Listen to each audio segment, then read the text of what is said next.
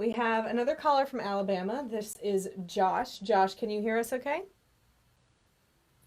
I sure can. How are you doing today? Doing good. How are you doing? I'm doing excellent, excellent. First of all, Dr. Beam, I just want to tell you that you've been an inspiration to me. I've been following you probably for the past 6 months, and Wow.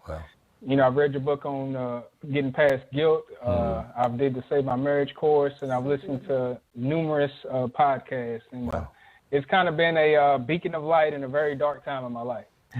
Thank you for saying that, and I'm so sweet. glad that what we've offered has been of assistance to you. But thank you so much, Josh. Thank you.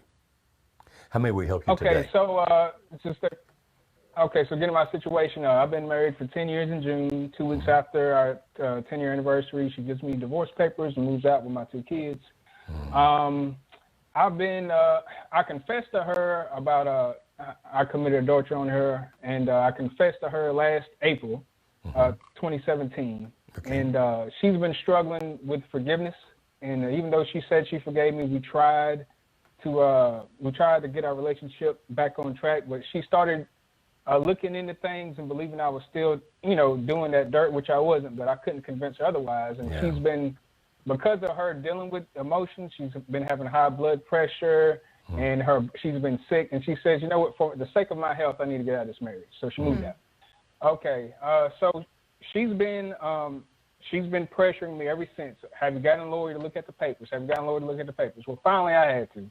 And my lawyers looked at it. I said, listen, I will sign these papers if you go to this, the marriage workshop. I mean, she's been fighting this thing tooth and nail, right? And I really can't understand why, but she's been giving me mixed emotions about me, about our relationship.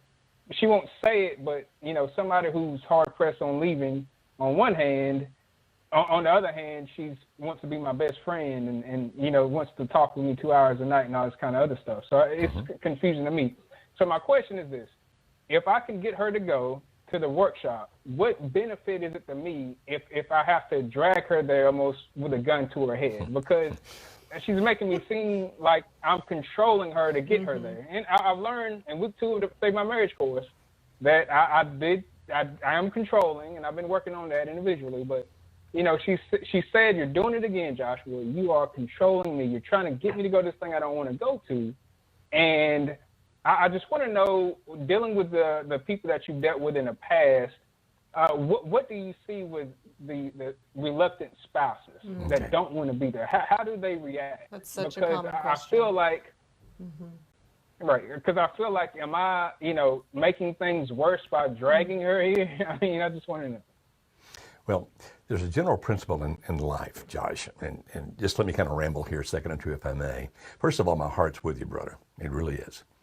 A general principle in life is that if you want somebody to do something, then you need to give them something equal or better in return. In other words, if you understand what it is that she wants, what she needs, what she desires, whatever it might be, we understand what it is that you desire. And it's like, okay, then how can we make an exchange where that rather than resenting this, for her it's like, okay, I'm getting something that I want. So I know you were speaking metaphorically when you said, if put a gun to her head. I know you're not going to do that, but I'm bringing that up because all these people around the world who are watching this and thinking, is that how they do it in Alabama?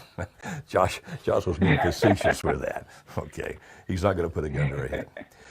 If you kind of force somebody to come to the workshop, then it's much more difficult because they sit there like this and they're pretty mad. It's like, I'm here, but I don't want to be here, and I was made to be here. And it makes our job a whole lot tougher. So if you can find a way to make some kind of an exchange that she says, okay, there's something I get out of that.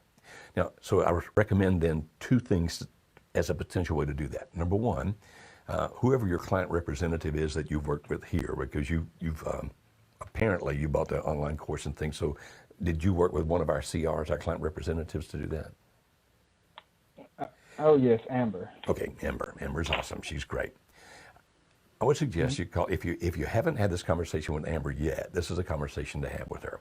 Call and say, Dr. Beam mentioned a heuristic, weird word, a heuristic. It's kind of a formula. Can you help me think that through in terms of how I can encourage my wife to come to the workshop with me? And Amber will help you think that through. Then, if that does work, if that works, great. If it doesn't work, then the next thing would be to say to your wife, okay, I'm not gonna put the metaphorical gun to your head. I'm not gonna do anything that leads you to feel control. But I have a request. Will you do this? Will you talk to Amber? Now, don't push her, don't twist her arm to talk to Amber. But if you say, for me, just to give me some comfort, will you talk to Amber? And then if she talks to Amber, Amber can help her understand what the workshop is and how the benefits will come to her. And Amber will reassure her. We're not going to twist your arm to stay married to Josh, because we don't do that. We don't try to manipulate, we don't try to control, we don't try to force, we don't try to twist arms, because if we did, what we do would not work.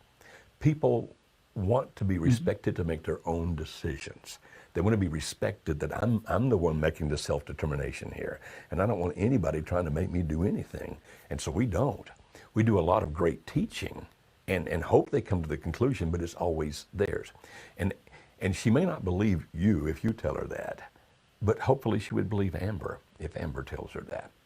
And so my recommendation is, first of all, call Amber and say, hey, what's this formula kind of thing Dr. Bean talked about? Can you help me figure out how maybe I can use that to help my wife understand the benefits to her to come to the workshop? And then secondly, if after you try that, if it doesn't work, just ask her sincerely, for me, would you at least do this? Would you talk to Amber? Now, I want to come back and ask you a question. You said she wants to talk to you like 2 hours a night, right? Did I hear that? Well, what she'll do is she'll go a few days and we won't talk that much. It'll be about the kids. But then I'll get a phone call at 10:30 at night, and she'll be talking to me till midnight. Okay. Or she'll call me at work and just talking about random stuff, and I'm like, if you want to be away from me, why are you calling me so much? Yeah. I would suggest that you not ask that question. I would suggest that if indeed she's Well, having those... I didn't think you really asked that question. I was being facetious myself there, my friend. I would suggest that that's a good thing. Because in those kind of conversations, you're at least still having some contact. And it appears that she is depending on you a little bit for your advice or as a listening board or as something. And that's a good thing. That's not a bad thing. That's a good thing, Josh. Well, in the past, I did get Amber to talk to my wife. Oh, she did talk to her. She was, yes, she did, because she wanted to make a decision about this course. Amber talked to her, just kind of reassured her a little bit.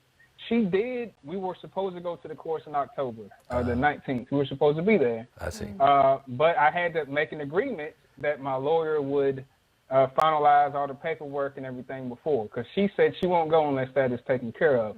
Well, my lawyer did not get his stuff done in time, so she said I lied to her. Me and my lawyer was in it together to scheme and get over on her, and that she ain't got nothing to do with it again.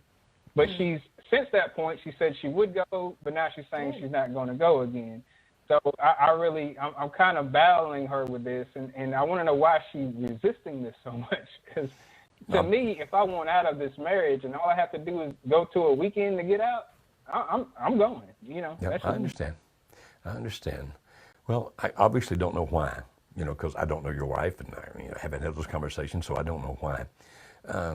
But I can understand if somebody thinks like, wait a minute, you made an agreement and then you violated the agreement because your lawyer didn't get done. I can understand why people would get upset about that. At the same time, Josh, one other thing, and we got other callers we got to get to, but one other thing is, if it were I, now you make your own decisions. I will not tell you what to do, but if it were I, and if my wife were saying, well, you've got to go ahead and finalize all this paperwork and sign it before I go to the workshop, I don't know that I would take that deal. I'd say, well, we can finalize it all. We can have it all ready, and I'll take it to the workshop with us. And the day after the workshop, I'll sign it if that's what you want me to do. But, when you take away the incentive, sometimes people change their minds. In other words, if it's all done beforehand, then a person might back out at the last minute. And I'm not saying your wife would, and I'm certainly not trying to impugn her character at all. I'm not. It's just that if you're going to make a deal, you keep the deal where that both people can be pretty sure it's going to happen the way it's supposed to happen.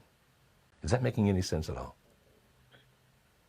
Oh, it is, most definitely. I'm leaving myself open to, just to that happening to me if I signed the papers and gave it to her, which I wouldn't do. But she went to the point where she was like, well, I want you to sign it and give it to a third party, and then when I get back, then they'll give me anyway, because she doesn't trust me. Yeah. I understand that my trust has been, I've by my past actions, I understand why she doesn't trust me, but I really but she did make this statement. I know you gotta move on, but she did say that I can tell that you've really changed. You've done a 180. Good. Awesome. And like I said, I kind of credit that to your course. Wonderful. And, awesome. and she said, I just want you to be happy, and I just want to tell you that you've really changed. So I just want you to know some good has come from your course and from everything, and I'm still fighting. I just want to know, am I making my case worse by being reluctant to get her to this workshop? Not necessarily. You've been very helpful. Not necessarily. And I would call Amber again and ask her about that heuristic. Say, what's Dr. Beam talking about, and how can I better understand how to help my wife get what she wants by using that? And Amber can help guide you through that, okay? Okay, thanks, sir. All right, thank you, you, Josh. Take care, Josh.